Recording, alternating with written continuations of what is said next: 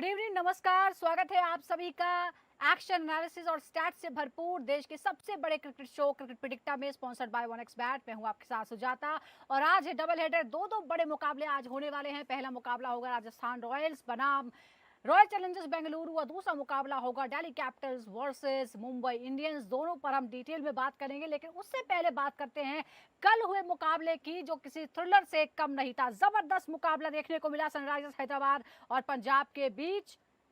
हैदराबाद में क्रिकेट का तूफान आया और उस तूफान का नाम था अभिषेक शर्मा।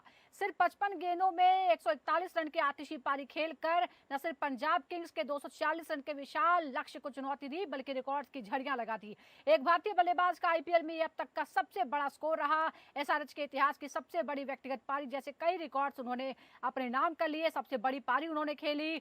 सबसे ज्यादा छक्के लगाने के मामले में एक मैच में दूसरे स्थान पर वो आ गए हैं। चेस करते हुए सबसे बड़ा स्कोर उन्होंने बनाया है। तो ये तमाम रिकॉर्ड्स हैं जो उन्होंने तोड़ दिए हैं।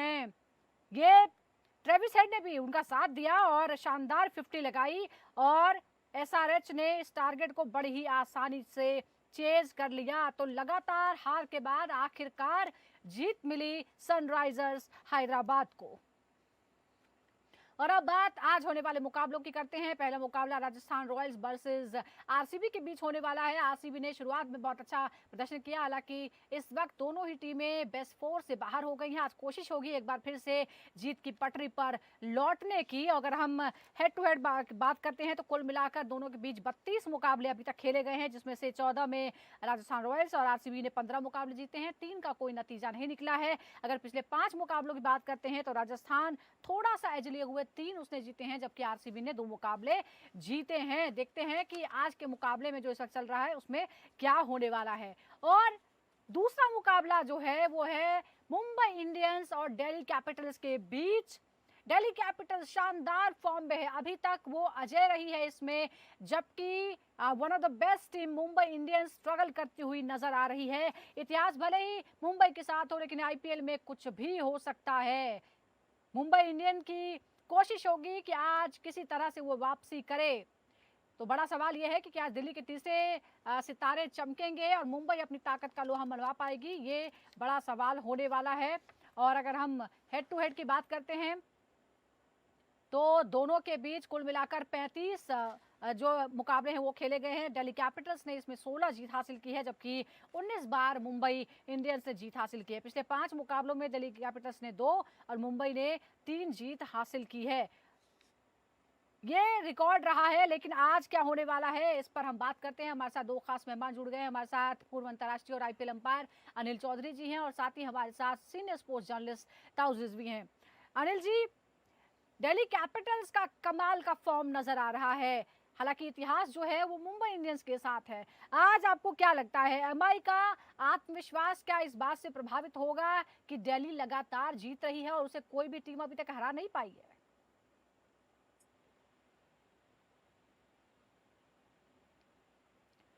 अनिल जी, आप तक आवाज पहुंच रही है?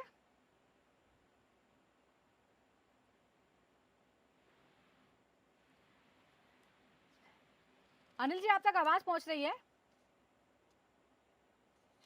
अनिल चौधरी से आवाज नहीं पहुंच पा रही है। ताउस भी हमारे साथ हैं। ताउस, हम देख रहे हैं कि रिकॉर्ड के मामले में मुंबई इंडियंस भारी है, लेकिन दिल्ली कैपिटल जिस तरह की टीम नजर आ रही है, पिछले मुकाबले में आरसीबी के घर में उसको जिस तरह से हराया है, क्या आपको लगता है कि मुंबई इंडियंस थोड़ा सा दबाव जरूर फील कर रही होगी दिल्ली कैपिटल्स के करंट परफॉर्मेंस और फॉर्म को देखते हुए? नहीं, देखा जाए तो हिस्ट्री बड़ी खूबसूरत होती है, मगर जब आप क्रिकेट की बात करें तो हिस्ट्री से ज्यादा मायने रखता है करंट फॉर्म। और जिस करंट फॉर्म में दिल्ली कैपिटल है, तो मुंबई अनफॉर्चुनेटली उससे मैचअप नहीं कर सकती है, क्योंकि जिस तरह से कंसिस्टेंसी दिल्ली कैपिटल ने दिखाई है, जिस तरह से प्रेशर बनाया है, डोमिनेट किया है लीग को, तो कहीं ना कहीं मैं सोच रहा हूँ जो भी रिकॉर्ड रहा है मुंबई का बेटर पास हिस्ट्री में, चाहे कुल मिला के सारे मैचेस हो जाए या हेड टू हेड लास्ट के 5 मैचेस हैं, कितना भी बड़ा रिकॉर्ड रहा हो दिल्ली के सामने, मुझे लगता नहीं है बड़ा कोई ज्यादा मैचअप है अगर आप करंट सीजन की बात करें, क्योंकि जो कंसिस्टेंसी, जो डोमिनेशन दिल्ली कैपिटल्स का आया है उनके कलेक्टिव एफर्ट की वजह से, तो कहीं ना कहीं मैं मानूंगा। और खास करके जब आप कोटला मैदान में खेल रहे हैं अपने होम ग्राउंड पे, अरुण जेटली ग्राउंड पे, स्टेडियम में, तो कहीं ना कहीं एज तो डेफिनेटली रहेगा, कॉन्फिडेंस भी रहेगा, आत्मविश्वास एकदम ही बढ़ के रहेगा दिल्ली कैपिटल्स का। मगर अब एक मुंबई जैसी टीम जो पिछली 5 बार आईपीएल टाइटल जीत चुके हैं, उनको अंडर एस्टिमेट नहीं कर सकते। जिस तरह से उन्होंने पिछली मैच में कमबैक किया था, चूंकि थोड़ा छोटे मार्जिन से हारे थे, 200 के लगभग स्कोर ऑलमोस्ट चेज करने वाले थे। इसका और मतलब है, ये साइन दे रहा है कि मुंबई बाउंस बैक करने के लिए तैयार है ये जैसे सीजन। एसआरएच ने कल किया है, जिस तरह से धमाकेदार चेज किया है, हो सकता है कि ये भी मुंबई के जहन में हो कि अगर वो कर सकते हैं तो हम भी कर सकते हैं। वो तो लगातार 4 मुकाबले जो है वो हारे हैं, 5 मुकाबले हारे हैं इनफैक्ट। अब जरा इस मैदान की बात करते हैं जो दिल्ली का स्टेडियम है, अरुण जेटली स्टेडियम। 89 मैच यहाँ पर खेले गए हैं। पहले बल्लेबाजी करते हुए जीते गए मुकाबलों की संख्या है 42, जबकि दूसरी बार जो बल्लेबाजी करते हैं वो 46 मैच जीते हैं। एक मैच का कोई परिणाम नहीं है।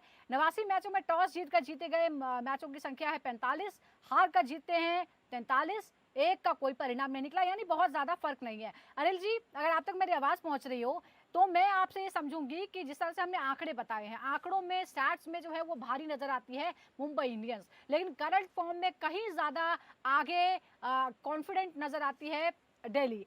आपको लगता है कि जब दबाव की स्थिति होती है तो कौन ज्यादा अच्छे से उसे निपट सकती है, दिल्ली कैपिटल्स या मुंबई इंडियंस?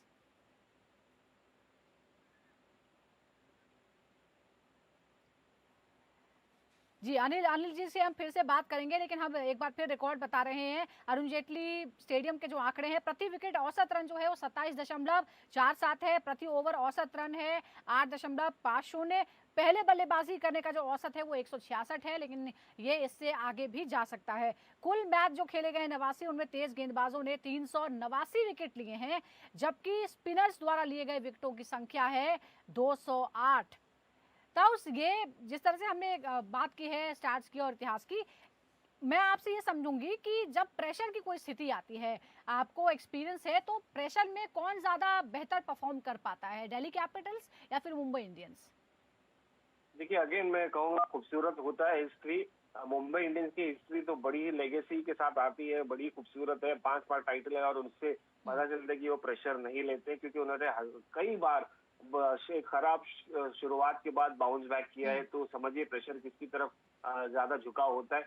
मगर दिल्ली कैपिटल्स की उल्टा बात करेंगे तो दिल्ली कैपिटल्स का सीजन, आई मीन, एक के बाद एक, ये तो हम इसलिए दिल्ली कैपिटल्स की बात करें क्योंकि ये जबरदस्त एक्स्ट्राऑर्डिनरी सीजन बढ़ के आ रहा है। क्योंकि इसके पहले बहुत ही रेयर हुआ था, या कभी हुआ ही नहीं था कि दिल्ली ने ऐसे धमाकेदार शुरुआत की थी, चाहे वो दिल्ली डेयरडेविल्स तो इसके पहले वाली टीम या दिल्ली कैपिटल को कहीं दूर दूर तक नजर नहीं आ रहे थे। तो प्रेशर, दबाव तो डेफिनेटली बना रहेगा इनके ऊपर। और कंसिस्टेंसी से आ रहे हैं, जिस तरह से उन्होंने परफॉर्मेंसेस डिलीवर की हैं, तो प्रेशर यही रहेगा कि क्या हम उसको मोमेंटम को मेंटेन कर पाए आखिर तक। क्योंकि एक होती है पीक, आपने अच्छी पीक शुरुआत कर ली है, और ये मोमेंटम आप कितना कैरी ऑन कर सकते हैं 14 मैचेस के बाद, क्वालिफायर, फिर फाइनल और फाइनल जीतने तक। तो पीक आपको कितना इंपॉर्टेंट है कैरी ऑन करना, वो एक प्रेशर की बात रहेगी। दूसरा, और एक मुंबई और बात है इंडियंस ताऊस, जो खराब शुरुआत की है, इस सीजन अब में वो आप पिक करेगी तो एक अलग रहेगा मोमेंटम। इस सीजन में एक बात जो हम देख रहे हैं कि बहुत सारी जो टीम्स है जो कमजोर मानी जाती थी, वो जबरदस्त फॉर्म में है, उसमें दिल्ली कैपिटल्स है। एक दूसरी बात यह है कि होम ग्राउंड जो है वो किसी के लिए भी लकी नहीं हो पा रहा है। मैक्सिमम मैचेस जो है वो टीम्स अपने अपने घरों में हार रही हैं, और आज दिल्ली कैपिटल्स के होम ग्राउंड में ये मुकाबला होने वाला है। अनिल जी, मैं आपसे ये समझना चाह रही हूँ कि आज आपको क्या लगता है, जो दिल्ली के घरेलू मैदान में मुकाबला होने वाला है, इसमें कौन ज्यादा प्रेशर में है? मुंबई इंडियंस प्रेशर की स्थिति में क्या बेहतर खेल सकती हैं, क्या उनके पास जो है, और उसमें किसकी क्या भूमिका हो सकती है? ये भी कहा जा रहा है कि टीम में मौजूद, ग्राउंड में मौजूद होना रोहित शर्मा का बहुत जरूरी है, कम से कम फील्डिंग की प्लेसमेंट लगाने के लिए और टीम को एक साथ लाने के लिए। देखिए, होम ग्राउंड होने का फायदा दिल्ली को मिलेगा, और दिल्ली जिस तरह से खेल रही है, दिल्ली पहले वाली दिल्ली नहीं है, एकदम बदली हुई टीम है। कप्तान अलग है, केएल राहुल अच्छी फॉर्म में, बाकी सारे लोग भी एक साथ खेल रहे हैं, कुछ प्लेयर चेंज भी हुए हैं। तो दिल्ली पहले वाली दिल्ली नहीं, तो दबाव में नहीं होगी। मुश्किल मुंबई के साथ क्या हो रही है कि वो सब कुछ ठीक कर रहे हैं, लेकिन वो लाइन क्रॉस नहीं कर पा रहे। वो वहां तक जा रहे हैं बॉल लेके, लेकिन गोल नहीं हो रहा। 19 में उनके 2 मैच ऐसे हो गए कि 19th और 20th ओवर में वो मैच हार गए, जीत सकते थे। एक खास मौके पे जाके हार्दिक पांड्या आउट हो गए दोनों बारी, और शुरू में क्योंकि पावर प्ले में उनका रन नहीं बनते, रोहित शर्मा अगर जब तक रन नहीं बनाएंगे, वो शुरू में रिकल्टन भी उतना नहीं बना पा रहे। पावर प्ले अच्छा मिलता नहीं, फाउंडेशन हल्की रहती है और बाद में उनको फिनिश करने में प्रॉब्लम होती है। 2 मैच वो जीत सकते थे और उनको बड़ा खराब लग रहा होगा कि ऐसे मैच जो कभी हारते नहीं थे, उस तरह के मैचेस वो हार रहे हैं। उनको बहुत अच्छा खेलना पड़ेगा और बुमराह के होने का उनको फायदा हुआ है, लेकिन प्रॉब्लम उनको बैटिंग में बराबर आ रही है, हर मैच में आ रही है। और एक और बात, बोल्ट और चाहर बॉलिंग अच्छी करें लेकिन पावर प्ले में रन दे रहे हैं, वो विकेट नहीं ले रहे हैं जिसके लिए जाने जाते हैं, तो दूसरी टीम वहां उनसे आगे निकल जाती है। उस बाद में फिर बैटिंग के लिए जब चेज करते हैं डबल काम हो जाता है। तो ये 2-3 चीजें हो रही हैं। ग्राउंड छोटा है, रन ज्यादा बनेंगे और बुमराह का बहुत मेजर रोल होने वाला है, क्योंकि अगर वो 4 ओवर में 2 ओवर भी थोड़े अपने जैसे डाल गए तो बहुत फर्क पड़ जाएगा, क्योंकि है बैटिंग का सब कुछ, लेकिन अगर अच्छी बॉलिंग किसी ने कर दी तो that will change the game.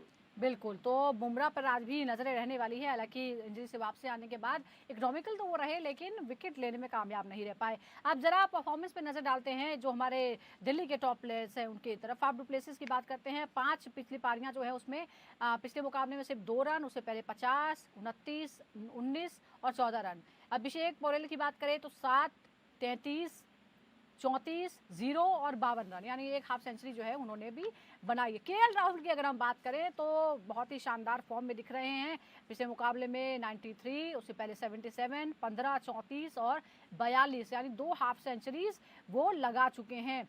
अब ऐसे में सवाल ये भी है ताउस, एक बार जरा पहले हम मुंबई की तरफ से जो प्लेयर्स हैं उनकी भी दिखा देते हैं इनिंग्स। मुंबई इंडियंस के खिलाफ केएल राहुल का जो प्रदर्शन है वो भी देख लीजिए। 18 मैचों में 990 रन बनाए हैं, 79 का एवरेज है। ये बड़ी चिंता की बात हो सकती है ताउस। ये दिल्ली कैपिटल्स के खिलाफ जीत के लिए और क्या मुंबई इंडियंस को करना पड़ेगा? एक तो केएल राहुल से निपटना सबसे इंपॉर्टेंट होगा, इसके अलावा क्या 79 का एवरेज? नहीं, बहुत जबरदस्त है, बड़ा एवरेज है 79। और जो फॉर्म में लग रहे हैं, जो कॉन्फिडेंस में लग रहे हैं, ये वो वाले केएल राहुल क्यों नहीं नजर आ रहे मुझे, जो एक एक अपने जोन में रह रहे थे। ये तो भाई विराट कोहली, लगता है कैप्टनसी का दबाव हटते ही वो उनका जो खेल है वो बदला हुआ नजर आ रहा है। नहीं, कैप्टनसी का दबाव नहीं, देखिए कैप्टनसी का दबाव वो तो चैंपियंस ट्रॉफी में भी ऐसे ही लेके आए थे। तो ये केएल राहुल 2.0 वर्जन मुझे नजर आ रहा है, जो ज्यादा अग्रेसिव है, ज्यादा खोखार है, ज्यादा वो जख्मी शेर जैसे होता है। लोग जब सवाल पूछने लगते हैं, लोग जब घाव देने लगते हैं, तो जो शेर जब बाउंस बैक करता है, जब वो अपर से झपट्टा मारने आता है, तो वैसा एटीट्यूड दिखना मुझे अप्रोच लग रहा है केएल राहुल का। द वे ही सेलिब्रेटेड, वो तमाम चीजें हैं आरसीबी के जो सामने कह रहे हैं कि कौन है ये।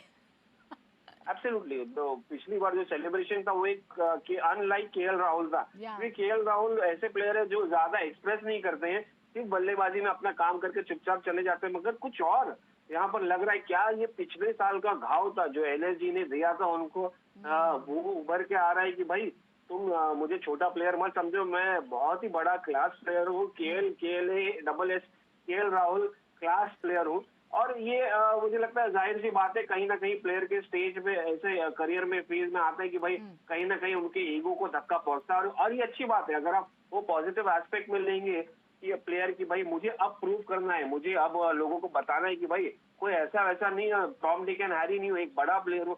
तो ये वैसे प्रेजेंट हो रहा है और वो अच्छी बात है। इंडिविजुअली टीम इंडिया के लिए अच्छी बात है, इंडिविजुअली केएल राहुल के लिए अच्छी बात है।